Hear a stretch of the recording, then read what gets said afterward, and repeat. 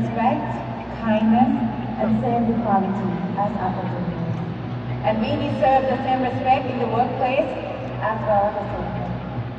And I encourage you all to speak for your voice, raise your voice for women equality. Thank you.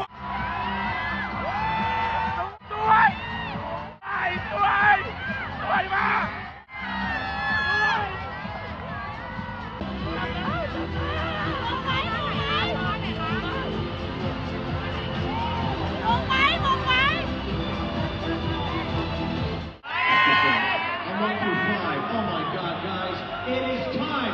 Are you ready to reveal the top 5? I know you would. You guys have been fantastic. Let's do this in I stress, in no particular order. The first into the top 5 is Thailand.